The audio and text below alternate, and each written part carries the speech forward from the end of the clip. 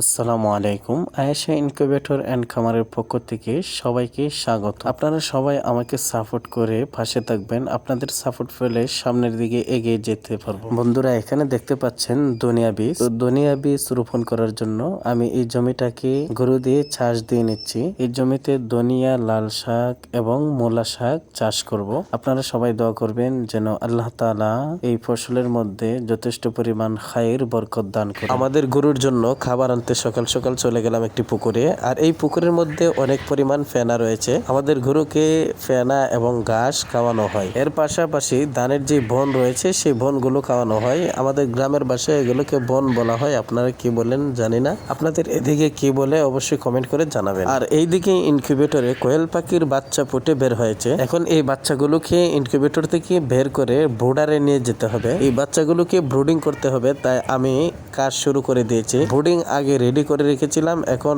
আমি ইনকিউবেটর ভিতর থেকে বাচ্চাগুলো বের করে বোর্ডার করে নিয়ে যাচ্ছি ব্রুডিং করার জন্য। আপনারা দেখতে পাচ্ছেন আমার বোর্ডারের ভিতর আমি লাইসোবিট মিশ্রিত পানি দিয়ে দিচ্ছি। সর্বপ্রথমে আপনারা যখন বোর্ডার রেডি করবেন এর ভিতরে বাচ্চা ছাড়ার আগে লাইসোবিটের পানি দিয়ে দিবেন। তারপর আমি আমার বোর্ডারের ভিতরে বাচ্চাগুলো ছেড়ে দিচ্ছি। আপনারা দেখতে পাচ্ছেন কত সুন্দর কিউট কিউট বাচ্চাগুলো ফুটে বের হয়েছে আমার ইনকিউবেটর থেকে। আর এখানে দুইটি বোর্ডার রয়েছে, একটির মধ্যে 7 দিন আগে বাচ্চা বোর্ডিং এ দিয়েছিলাম, আরেকটির মধ্যে বর্তমানে বাচ্চা দিচ্ছি। আপনাদের যদি কোয়েল পাখির জিরো বাচ্চা লাগে অথবা ব্রুডিং কমপ্লিট পাখি লাগে অথবা 30 দিনের কোয়েল পাখি লাগে আমাদের কাছ থেকে নিতে পারেন। ইনশাল্লাহ ভালো মানের বাচ্চা এবং কোয়েল পাখি আমাদের কাছে পেয়ে যাবেন। তারপর আমার শ্যাটার মেশিনটি খালি হয়েছে, এখানে আবারও 300 পিস 20 ডিম দিয়ে দিচ্ছি কোয়েল পাখি। আর সবাই জানেন এই ইনকিউবেটরটি আমার নিজের হাতে তৈরি করেছিলাম। কারো যদি ইনকিউবেটর প্রয়োজন হয় আমাদের কাছ থেকে নিতে পারেন। O2